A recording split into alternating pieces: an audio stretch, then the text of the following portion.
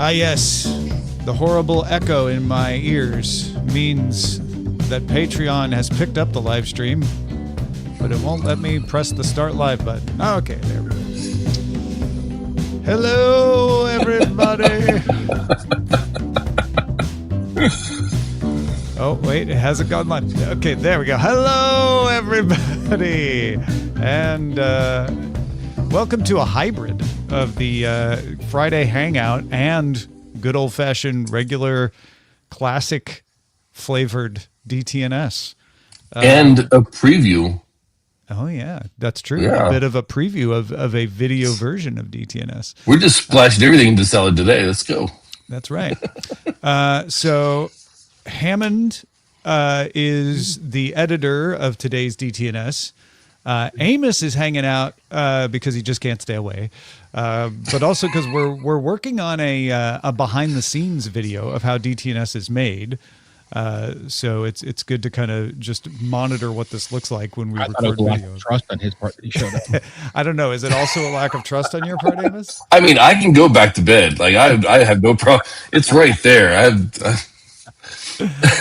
I've had a hell of a night already. I can. Yeah, but the idea is, so we want to do a little behind the scenes of how DTNS made, but also we are starting a video version of Daily Tech News Show that we're sort of soft rolling out that will be available for folks on the YouTube channel and elsewhere. More details on all of that as we nail down all the details, but within a couple of weeks that will be an official thing we'll tell you how to get. So.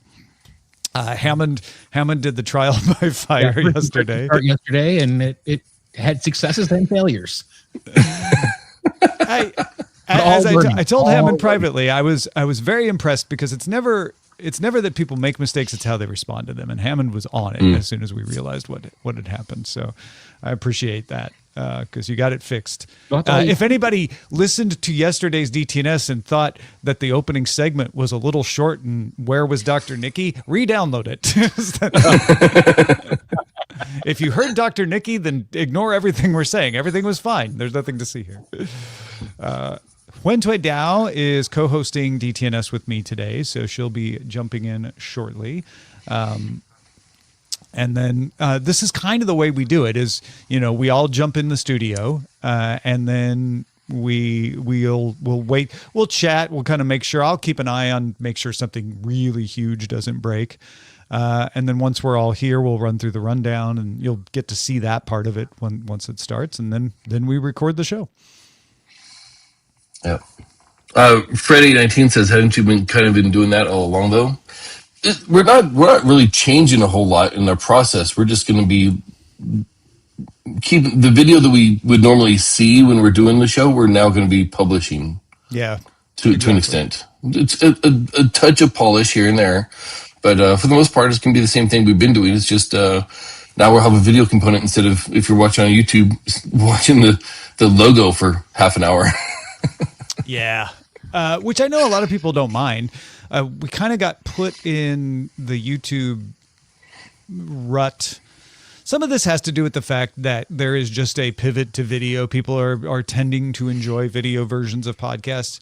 But some of it is the fact that Google killed its Android podcasting app and told everyone to go to YouTube. And so we're like, well, I guess we'll put our audio over on YouTube, but that's not particularly a satisfactory way to do it, although it's the way they want us to do it. They don't mind that there's audio only stuff. They don't make it easy to put audio only stuff on there, but they don't mind. Huyen, are you okay? Me making you part of the stage? All right, thumbs up. Hey, Huyen. Hi, guys. How are you? Good. We are just chatting along, explaining how everybody does things. So now we can stop breaking the fourth wall and just start doing the show. So anything in the rundown that you have questions on? No, I don't think so. Just give me a minute because I just finished up something for work, so I just want to make sure my head is in the proper game. Yeah, no worries. Or properly in the game, rather. Let's see. And then I have, because one of the reasons that we're doing the live stream early is that we are heading out to one of the niece's birthdays up in the Bay Area this weekend. So somebody's going to be coming by to pick up Seven the dog, but it looks like that won't be till 10. So Okay, I think we're good. I don't think I have anything that's going to make someone sad when they edit. So okay. that's someone being Hammond. Sorry, Hammond. Yeah. Try not to make Hammond sad when he edits. I'm actually happy when I edit because it proves I have a purpose to life. Yeah, just doing top and tail does get a little monotonous sometimes. Like, oh, that another show went perfectly. Yay! I think Brian and Eileen throw us bones once in a while to prove there's a reason to exist. Yeah. So there is the things that I would point out about the rundown that are a little different. I think the big story is probably fine. That's pretty normal. We're just talking about. I did tack on a couple other pieces of meta news at the top that we can ignore and just talk about the whole weirdness of making Horizon Worlds mobile. But then we do probably want to keep the briefings pretty tight. Yeah. They're not very discussion-y. They're more things that's like, well, I can't explain this in one sentence, so we need to put them in there. Yeah. But we can keep that pretty tight and resist the temptation to discuss the Financial Times bit about what is it? It's about Amazon Web Services making people set a target for their developers to use AI for coding tasks, because I decided, you know what? We're just going to make the mail segment a running series for the entire week. It's no, that's great. Unfortunately or fortunately, I have so many opinions about this. Well, and that's another reason I was like, keep the briefings tight, because I want to spend that time on the mailbag part of it. No, I do appreciate, because I think like yesterday, I always have more to say about this stuff, but we were running very, very, very close to like break off or cut off time. So I was like, okay, I'll get off my soapbox, go hide in the corner for a bit. Echo. So what's that? There's a weird echo. You're hearing an me? echo? A little bit. I'm hearing a little chatter. Yeah. Yeah. Okay. I hear it now. I know what you're talking about. It's not like an echo, but it's like It's extra voice. It's like we're hearing the traffic controllers from the Air Force Base. But does it go away? I was just hearing a little ducking from Hammond. I don't know. Did it go away now? I think. No, it's still there. Amos, you mute yourself. Okay. And because I know you're on a different system. When unmute. Okay. Yeah, I think it's just coming from Amos because he's in that room. There's a little echoey thing. So it won't be let's make sure, but I think it won't be there on the main. Okay, I'm sorry. I was hearing it and thought I better point it out. Yeah. No, that's exactly what we need to do before we recorded. So. Exactly. For those of you, mostly JPEG, asking questions in the chat room, yes, this is live. Yes, we usually do the Hangout later, but we're doing it early today because I have some travel. And to Chaz Basden's question, this is a different version of DTNS than you usually see live. This one is usually only put out in audio form. So that's probably causing some of the confusion there. But now all you right. see our faces. Yeah. And the googly eyes. I know. You guys have been denied the googly eyes on this version of the show. This was Hammond's idea, by the way. Yes, Yeah, that is a DTNS a modification that Wynn made to her microphone just for us. So that was not there before she started the crew. And then I was like, that's a great idea. I've gotten many, many, many compliments because I usually don't use this setup for work just because it feels very extra. But I really should be using the setup for work because ergonomically it's better for me. And so I get lots of comments. Number one, about my audio quality. Number two, very close number two, about the eyes. So it would maybe be worrisome if you got the eyes before the audio quality. It's probably good. Yeah, that the just audio like what's that? What's that? You're like, why am I going through all this trouble if the eyes get all the? Yeah. All right. I also get and then the last thing is a Burger King email chaser because I thought it was funny. Burger King and Chaser are not two things I usually put together. Honestly, Like, not in a good way. Anyway, yeah. Yeah, just the email is the chaser. Okay, sounds good. All right. So are we good to go then? Yep. You want to go ahead and throw up the title card? Yeah. You go ahead and I guess we don't have to press record since we're already recording. Oh, come on, Tom. We can double record, right? All right. I've got music and I will do credits live as well. Okay. All right. So, yeah, here we go. 3, 2.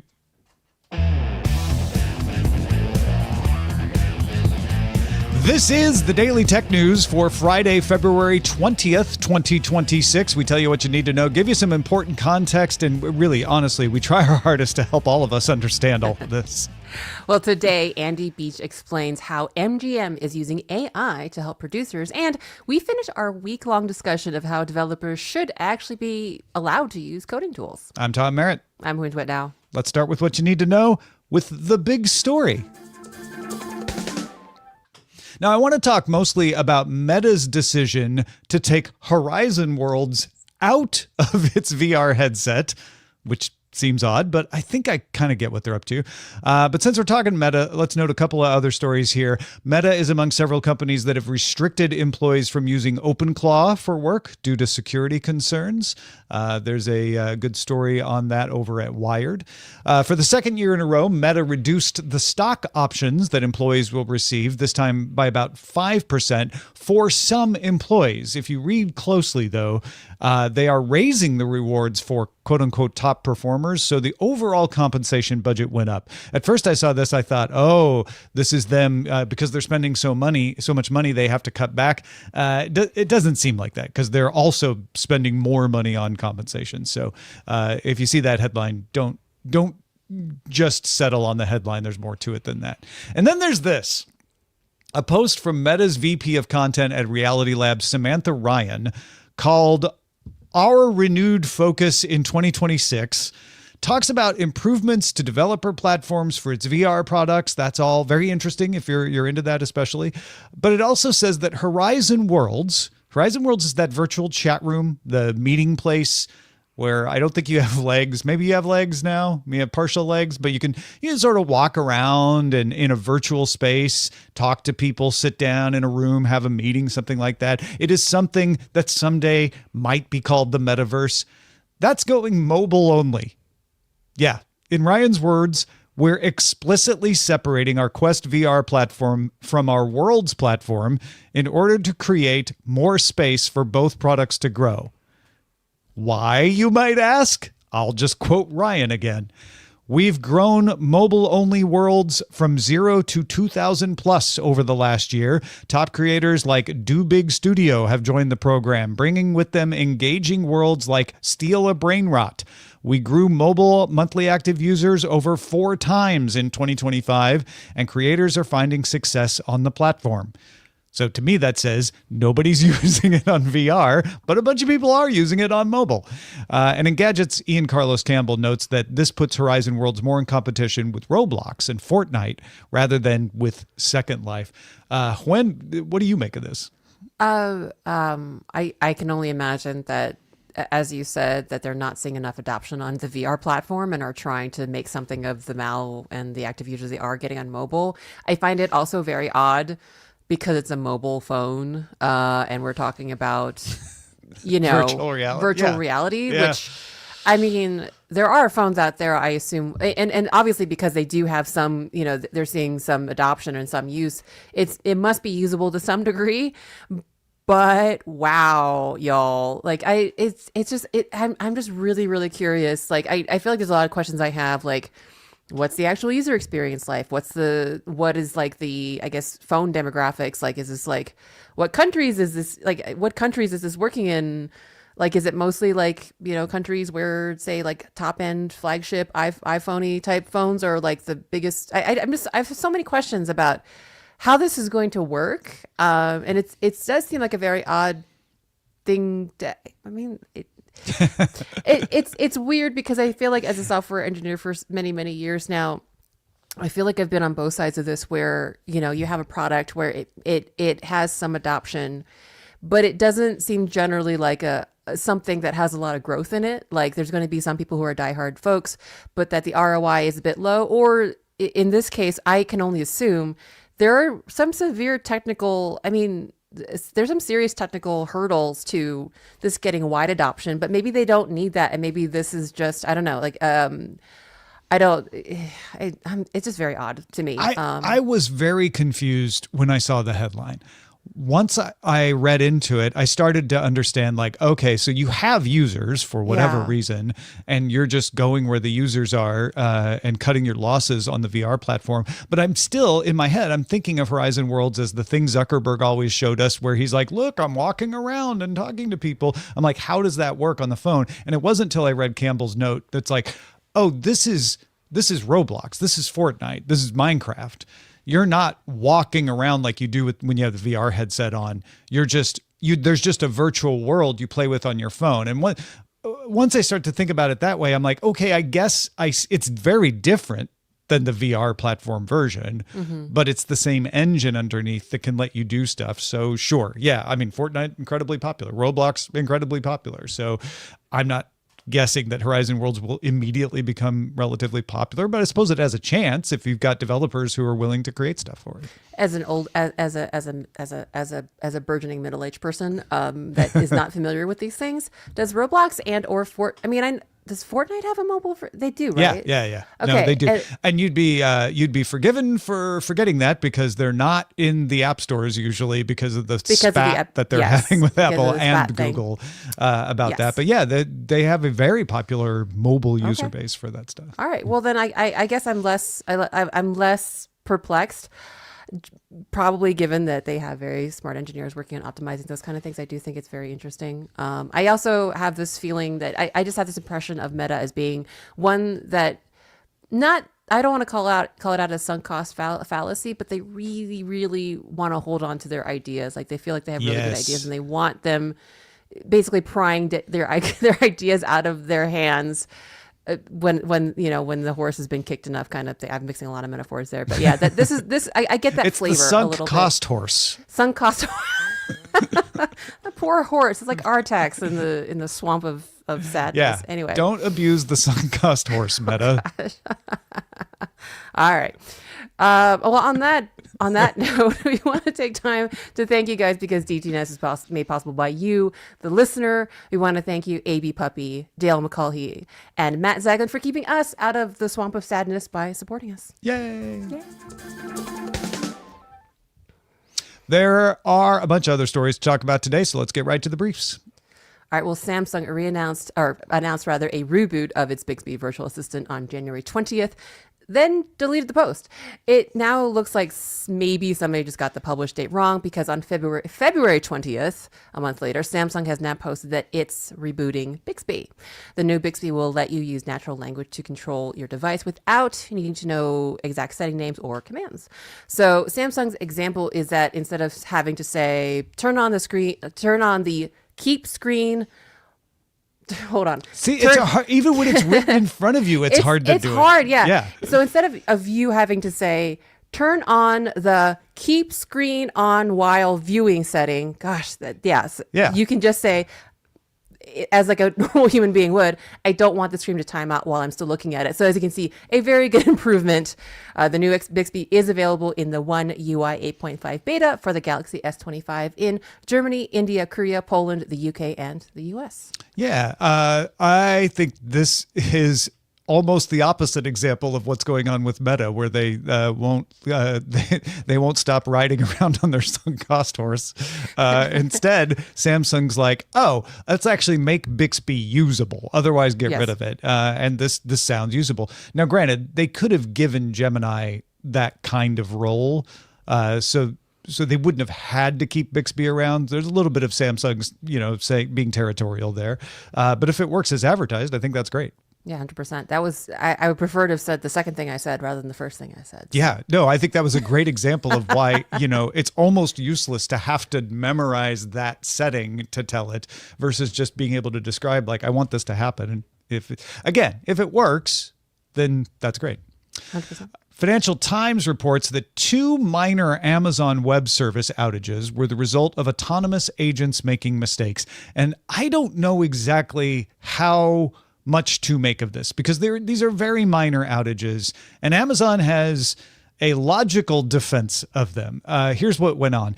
A 13-hour interruption in December happened to a tool that was only available in mainland China that helped customers figure out how much it would cost if they wanted to do different things. So this isn't a disastrous outage.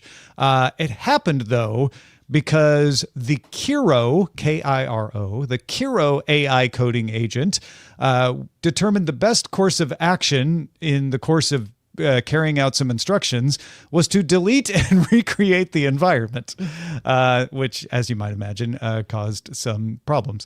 Amazon posted an internal review of the outage. It did not make it public.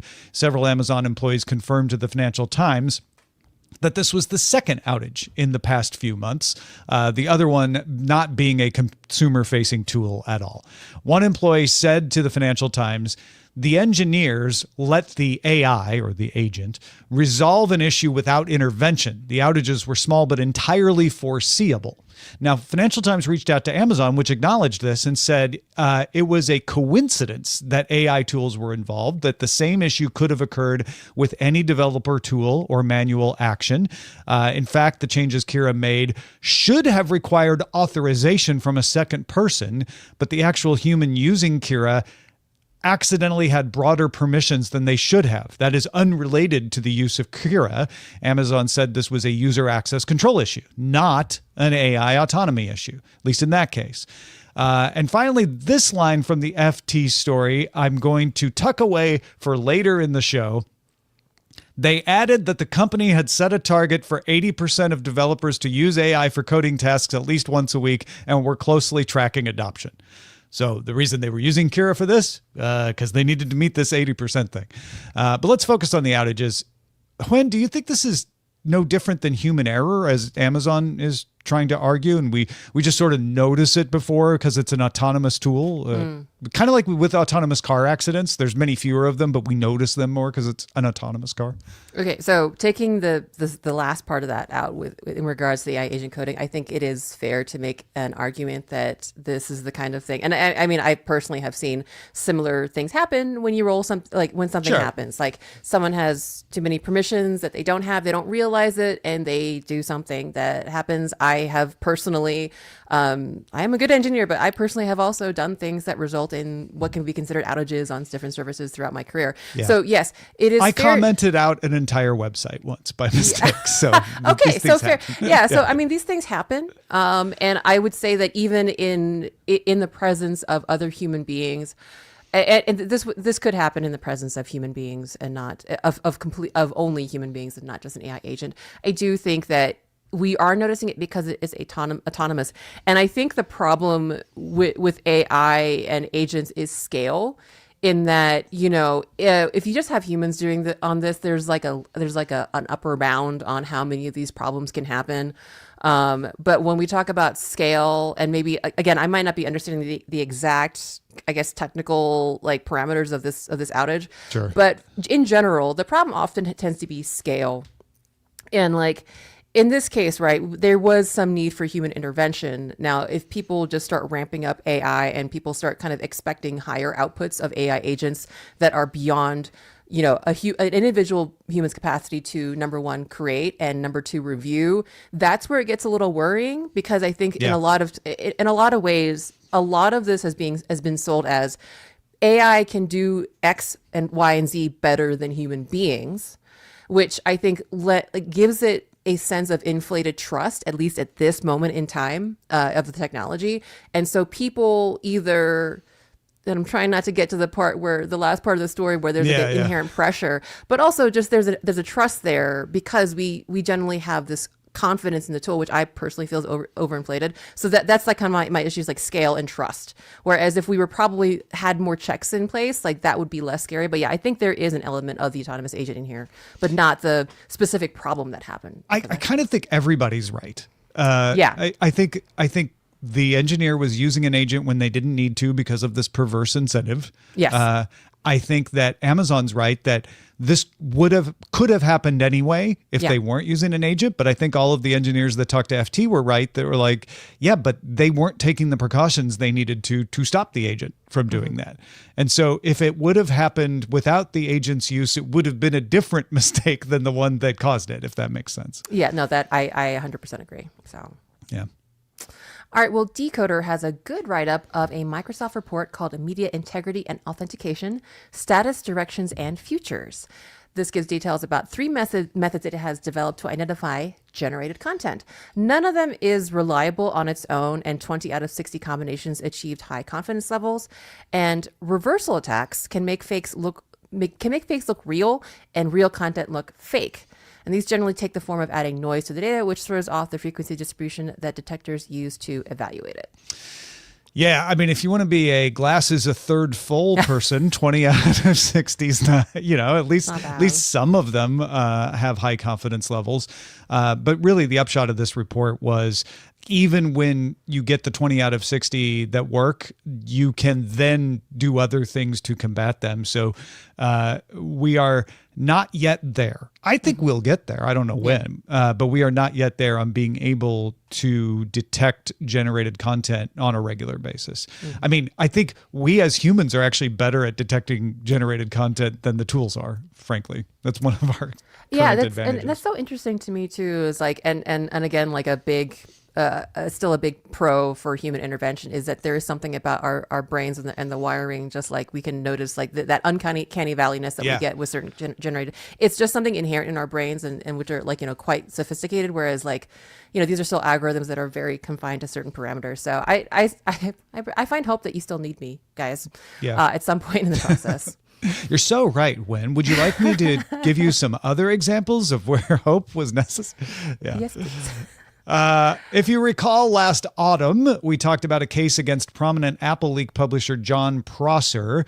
The scenario was that someone named Michael Ramachody used a now fired Apple employee Ethan Lipinski's iPhone to secretly make a FaceTime call with Prosser to show him details of the liquid glass redesign of iOS 26 before it was made public. Prosser tried to say he didn't realize that it was coming from a confidential source, et cetera, et cetera. But in October, the court awarded a default judgment to Apple because of a failure to contest the allegations. Prosser claims he has been in contact with Apple, and now all parties to the case have issued a joint status report indicating that Prosser is being deposed. So they're actually talking to him on the record for the purposes of the case. The case may now resume to determine the scope of what confidential information was accessed, as well as damages and remedies. It just takes a while to explain this, but the upshot is that Prosser will be appearing in court. He's not evading this, but it's a big deal because it's gonna set the tone of what people who report on leaks are going to risk when they do that. Yeah, 100%. I mean, I guess kind of sort of going with the theme there, like from your perspective, are there any like, I guess, perverse, like, what did you say like earlier? Perverse incentives for like, I guess, overlooking, like, I don't know, or just quickly, like, I guess not vetting sources properly and things like that in this particular arena of reporting. No, exactly. And we actually talked about this. I remember us talking about this in October. Yeah, I think we did actually, About, like what are the journalistic standards and what are you allowed to do in protecting sources and all that. And Prosser says he followed them because he didn't realize what Ramachody was doing. And that's what the court is going to try to determine in assessing this. But because he didn't contest it, I think he's going to end up being guilty to some extent. They might settle out of court, which honestly would probably be the best for other people who report on stuff like this if they did. Well, folks, if you want honest reviews from people who actually buy and live with products, you should check out Live With It. Live With It is a show hosted by Sarah Lane. Often she'll talk about her own gear, as she is this week, talking about the Fi pet tracker that she used on her dog Rex, and why maybe it wasn't great for her, but here's who it could possibly be good for. But you're getting her own experience from it.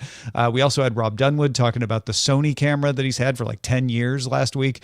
Get Live With It in your life. You can subscribe to it wherever podcasts are found or watch it at youtube.com/Daily Tech News Show. Let's get to some quick headlines that are just the kind of thing that are going to make you look smart if you know about them. Well, at India's AI Summit 2026, the one we talked about yesterday with Handhold Gate, OpenAI announced that 50% of ChatGPT queries in India are sent by people between the ages of 18 and 24, and 80% of its users in the country were younger than 30. People in India use Codex 3 times more than the global median. Also at Handgate Summit, technology advisor Michael Kratsios said on Friday, this is U.S. technology advisor, government technology advisor, said, "We totally reject global governance of AI. AI adoption cannot lead to a brighter future if it is subject to bureaucracies and centralized control." That's what he said. WhatsApp is rolling out group message history, meaning new entrants can see 25 to 100 recent messages, depending on the group's settings. 2 former Google engineers and one of their husbands, all Iranian nationals, were charged with stealing trade secrets related to Tensor processors and Pixel phones. If guilty, they would face up to 20 years in prison. Los Angeles County is suing Roblox for unfair and deceptive business practices, alleging that the platform, quote, failed to protect children from predatory behavior. And in some not weird court case news, Google's Android app ecosystem safety report says last year the company rejected 1.75 million Android apps that violated policies and blocked more than 80,000 developer accounts. But that's down from 2024 when it was 2.36 million apps and 158,000 accounts. So fewer people targeting the Google Play Store, I guess. All right, Snap is positioning itself to push augmented reality glasses. Scott Myers, its SVP of specs, has stepped down after 6 years with the company. And the information has a good read on OpenAI's 200 plus devices team. That's 200 plus people, not 200 plus devices. The team is the devices team, working on a smart speaker, smart glasses, and a smart lamp, according to the information. And finally, Wired has a good read from Maxwell Zeff about how Perplexity's announcement that it's moving away from ads is an indication that it's going to shift away from consumer to be focused on enterprise. That's intriguing. Okay, so Perplexity may be becoming more of an enterprise company. All right, those are the essentials for today. Let's dive a little deeper. All right, well, Amazon says it wants to use AI to speed up TV and film production. Andy Beach explains why this isn't about scripts, it's about infrastructure. Andy Beach, welcome back to the show. Tom, good to see you as always. Yes. So Amazon doing the thing that Hollywood gets very upset about, talking about AI along with film production and also TV production here.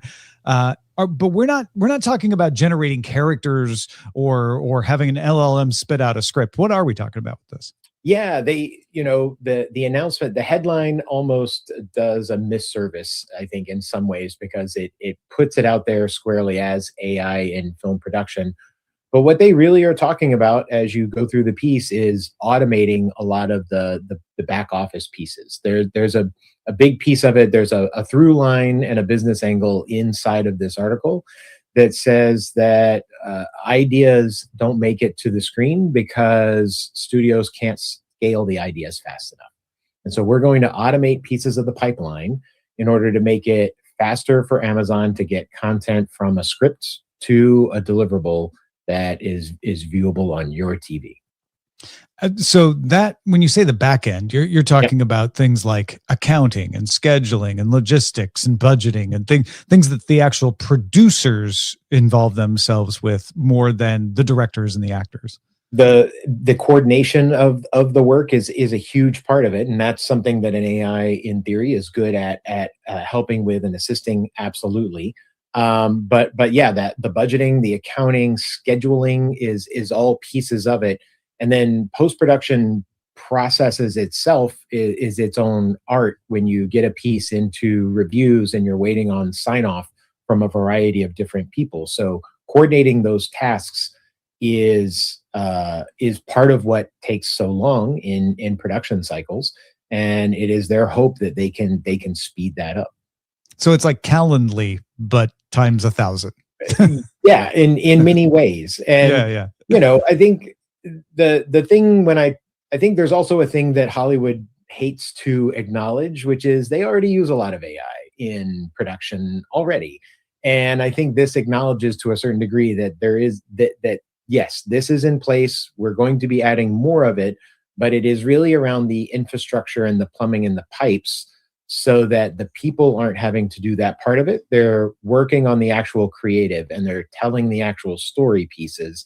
And then we're using the computers to speed up the time for approvals around that. So you can get the project done faster, not because you shot things faster, but you didn't have to wait in between the creative processes. Am I getting that right? Yeah, absolutely. I think there's a variety of ways inside of the production bubble that it can help, because there is often a requirement, particularly when you're talking about sort of a true Hollywood production. There are people who are literally just worried about the audio background trails for how sound effects will sound, and being able to coordinate the scheduling of that with the people who are working on the color, look, and feel simultaneously, so that you can bring the two together and get overall sign-off and approval versus incremental approvals at each stage, will help speed up the process. It's still using the humans to do the approvals. It's just, so how does it actually speed it up? Because today the scheduling of all of these various parts, because you literally will have hundreds of people working on it. You work on a production doesn't happen in the same linear fashion as what we watch. It's very much out of sequence and out of production. And so if it can optimize the schedule for when different parts need to be done, then you can coordinate larger sign-off blocks of the different pieces that are going through the pipe together, versus having to have a producer sign off on just sound effects without knowing what the picture that it's going to go to is, which takes an entirely other set of sign-offs at some stage. Yeah, okay. I see. Part of it is just that arrangement of when should things be done based on the time that's allowed, and the necessary speed to market. I think there's a secondary and ancillary, which got talked a little bit about in this, but not as much, which is we're thinking differently about the devices that we watch TV on today, obviously, as well. And the editorially, the look and feel of them will be different from it. It's not just as simple as, oh, it's on my phone, so it's a vertical video this time.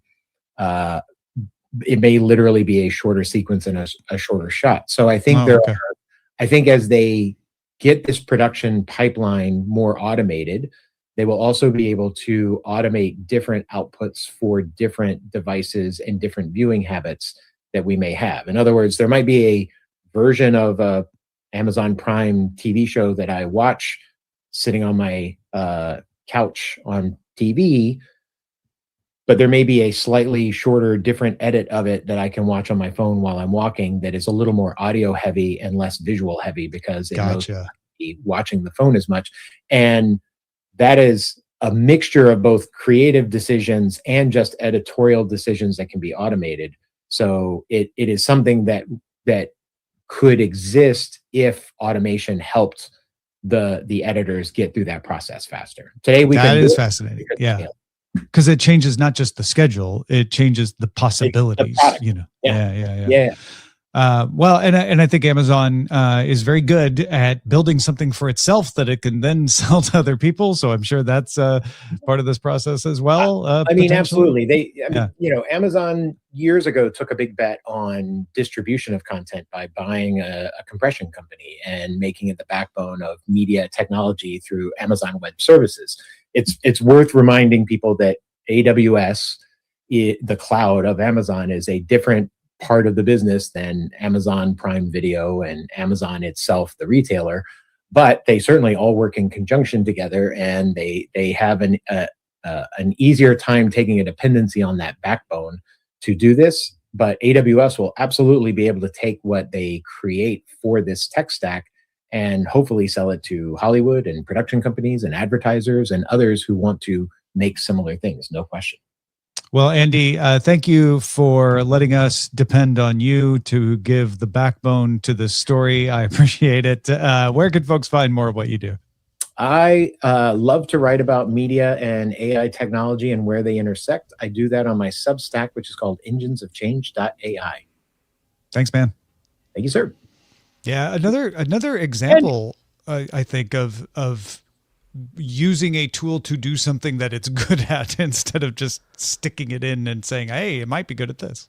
Yeah, and also the fact that, it's like the ways that we often see like AI and generative AI in particular kind of advertised and used are the more, let's call them flashier things like generating content and things like that. And so and like we are obviously all to some degree uncomfortable with the implications on that, on like kind of especially into artistic endeavors. Yeah. But the less flashy stuff, like reducing the bureaucracy, reducing the overhead, is what seems to be the place where it does the most good and can balance out with the need for human intervention and also, human creativity, which is, I feel like, what I would still like in my movies and film.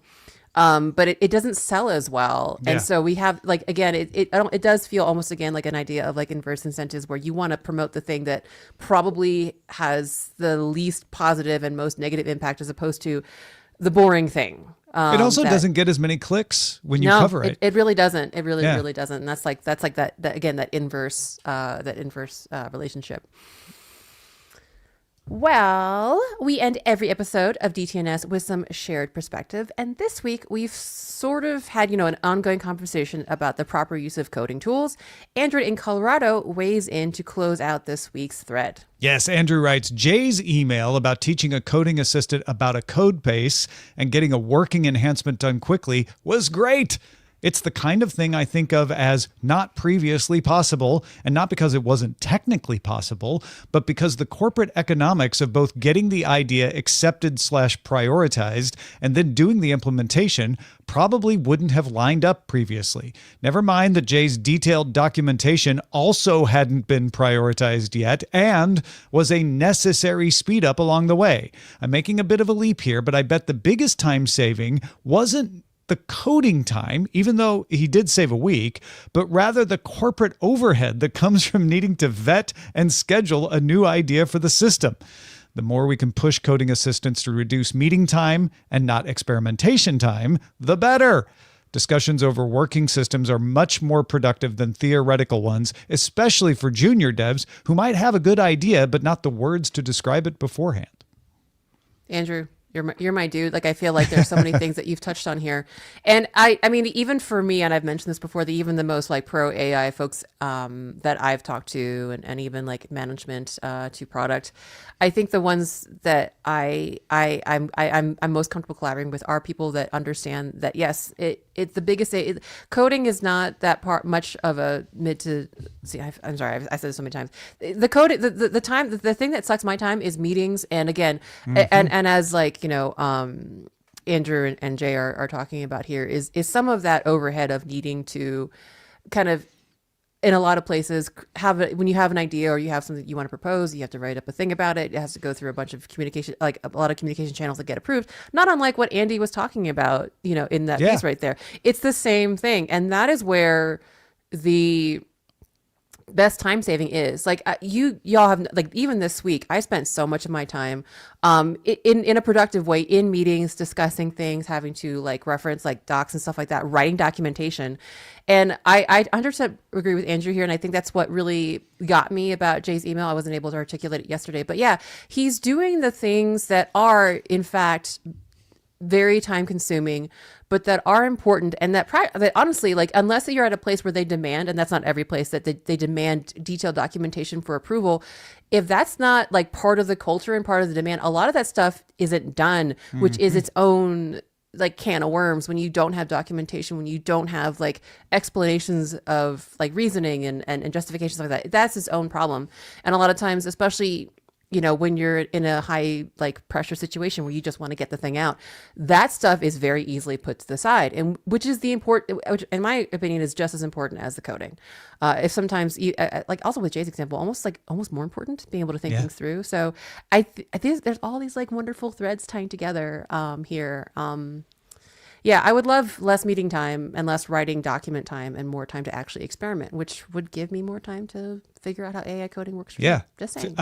Fewer random, like 80% of your work should include a tool like that.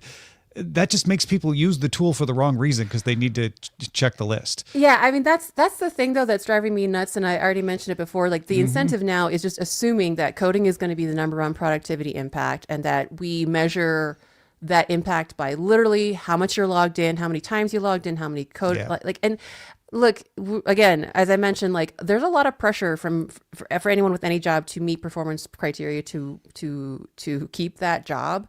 All you're doing is incentivizing people to either use it as much but as possibly shallowly as possible, because that's how you get those numbers up. Yeah. This is why, like, for example, I've had discussions pre-AI era about, you know, why counting the number of lines of code is actually a pretty bad metric, and why if you put these incentives for people in place, they're going to maximize those They're incentives. going to make bloated code. They're good. If you- Yeah. Like exactly. Like you could just copy paste the same bit of code 30 times instead of writing something more efficient. The incentives are, again, inverse incentives. And that's just my, I think inverse incentives should go on a t-shirt. It's not very catchy. Like just but a strikeout symbol. yeah, they and I mean, I really appreciate, Andrew, also you bringing up junior devs, and I know I've harped on this before as well. It seems that a lot of also part of the assumption is that a lot of these discussions focus to me on a situation where you have someone like Jay, like Andrew, like myself, who are experienced developers that have a good notion of what is a good process, what is a good architecture. And you kind of assume that we have that, and that way we can be the ones to kind of orchestrate and conduct the AI. But we've done that for the benefit of having years of doing the thing manually and learning, like having hands-on experience. And I just want to go touch on, like, again, what Andrew writes is that we need to kind of give junior devs coming up with in this environment a way to gain that critical thinking skills. And I just think, like, we're not thinking about that part either, because eventually the rest of us are going to retire, and you're going to need someone who can have that experience and that knowledge to step in. So. Yeah. Well, smart companies, listen up. This is the way you get an advantage on the dumb companies that are doing the dumb incentives. So just real quick, as a chaser for the coding discussion, in case you want a different perspective, Brandon wrote in about an unsettling change to his local Burger King. The Burger King near my house has started using an LLM-based program in the drive-thru. It was overly cheery and pretty good at taking my order when I first encountered it. Went back a month later, and now it asks, do you have room for insert sale item every time I order an item? With a family of 4, it is asking me if I want something I do not 4 times in a single order. It also does it really quickly after taking the order for the item, as if to not give you a chance to process what it's saying. I don't like it. Again, inverse incentives on sticking AI somewhere it doesn't really need to be done. Indeed. Well, what are you thinking about? We would love to hear from you. If you have any insight, if you have funny anecdotes to share it with us at feedback@dailytechnewsshow.com. Thanks to Andy Beach, Brandon, and Andrew for contributing to today's show. Thank you for being along for Daily Tech News Show. You folks keep us in business. Become a Patreon. Patreon.com/DTNS. This week's episodes of Daily Tech News Show were created by the following people: host, producer, and writer Tom Merritt, host and writer Jason Howell, co-host Sarah Lane, co-host Rob Dunwood, co-host Wentway Dow, producer Anthony Lemos, producer Roger Chang, editor Hammond Chamberlain, editor Victor Bognot, contributing producers Kevin Tech, Noel Cow, and Brandon Richards, science correspondent Dr. Nikki Ackermans, social media producer and moderator Zoe Detterding, our mods, Beatmaster W. Scottus1, BioCow, Captain Kipper, Steve Guadarrama, Paul Reese, Matthew J. Stevens, aka Gadget Virtuoso, and J.D. Galloway. Mod and video hosting by Dan Christensen. Music provided by Martin Bell and Dan Luters. Art by Len Peralta. Acast ad support from Tatiana Matias. Patreon support from Bobby Wagner. Our guest this week was Andy Beach. And thanks to all our patrons who make the show possible. The DTNS family of podcasts, helping each other understand. Diamond Club hopes you have enjoyed this program.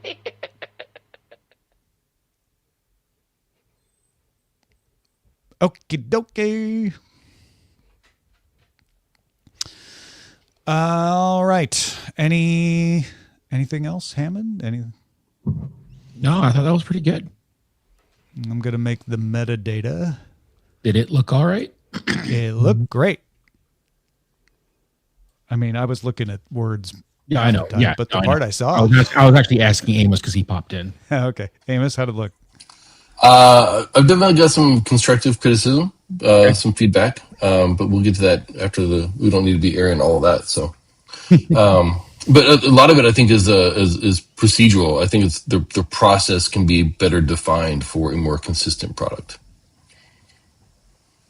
So, Okay. Just for the video wise, right? yeah. So that Wen and I aren't sitting here going, wait, what did we do? Well, Wen was great, Tom. Yeah. Okay. That tracks. I have a teleprompter actually, so I'm now inspired to actually install it because I definitely have like the document really big right now, like on the screen, and was trying to like just do the thing where I'm like sight reading and then like up.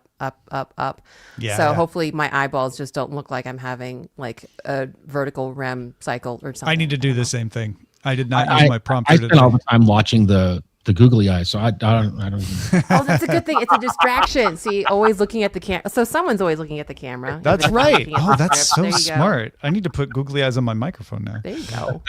That's our thing. Yeah. There's Yours would always look like someone- Mr. Clippy if you put Mike's Ike's P40. Yeah. Oh my goodness. And for the live viewers, one of the things we're doing right now is we're kind of going through the growing pains of changing from the audio only format to the video format, which not only changes how we edit and the actual production part of it, but also changes on how the hosts have to act and how they read and the different things that we're doing there. So you can't, like, there's certain things like the anchor points of each segment, because if we need to trim something or cut something or make some clarifications, we need to have clean cut points. So not talking over each other during transitions from one word to another, and looking at the screen more, or we're looking at the camera more and less at the script, and little things like that. It's a whole process for everyone involved. And we're kind of doing the dry runs right now, to give us that, let us stretch our legs and find these little things that are either inconsistent or that we've sunken into the habit of because we weren't doing a video version that aren't going to translate well to a video version. This is just involves everyone changing just a little bit about how they do it. Here's one thing that I will say here, and I'll say this to Victor as well.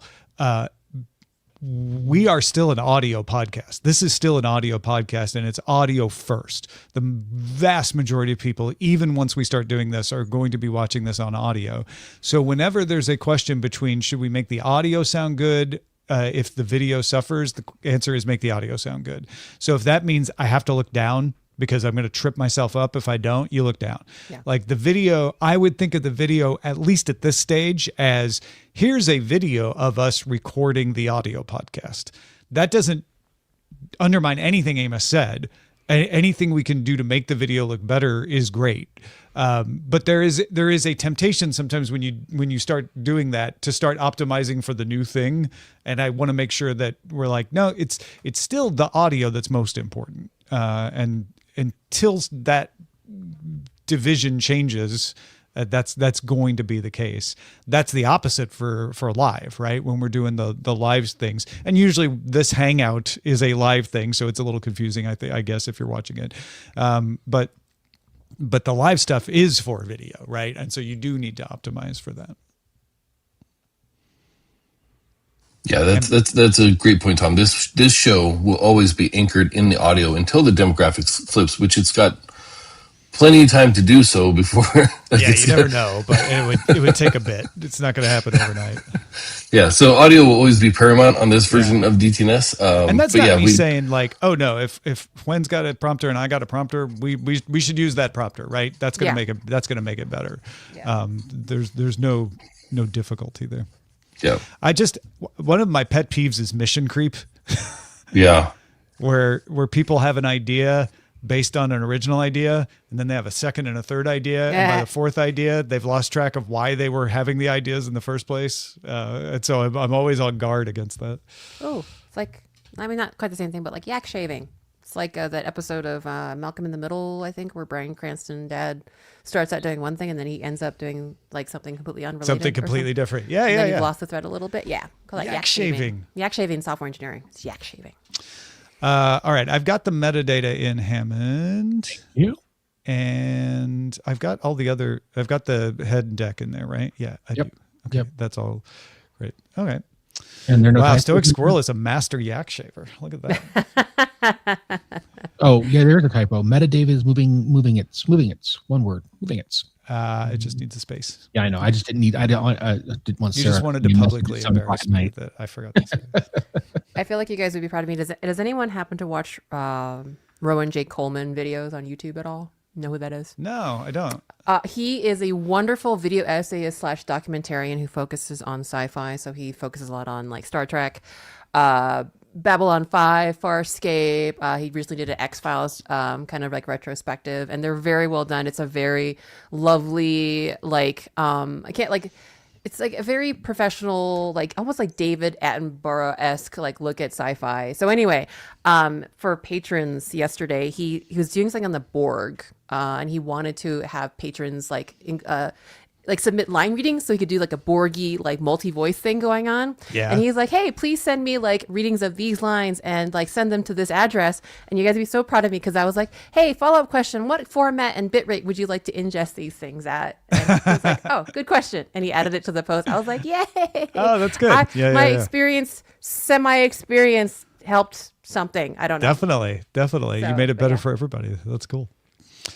Okay, so just for those who joined live midway and didn't hear the beginning, this was a behind-the-scenes live stream of our recording of the Daily Tech News Show audio show in the place of the Friday Hangout.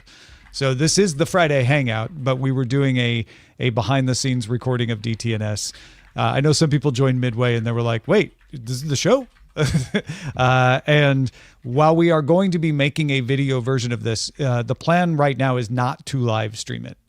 So your live streams will still be meant to be live streams, and the produced show will still be a produced show for the time being. So hope this was fun to see, like just how we do it. And coming up, if we can tease this, coming up in the not too distant future, there will be one where the live people continue to hang out with me and Amos as we do all the sausage making after the fact too. Yeah. And before the fact, even we're going to have Pre-sausage and post-sausage. yeah, it's going to be from wrapper to filler to final product. So, But it will not be a sausage fest. All right. We're going to end the live stream now. Thank you. we're gonna end the live stream on Sausage Fest. Got it. Yeah. There you go. Well, I wasn't, but now I will. All right. Thanks, everybody. We'll see you later. Have a good rest of your weekend. I got to go to a 5-year-old's birthday party. Oh, Bacon Fest. There we go.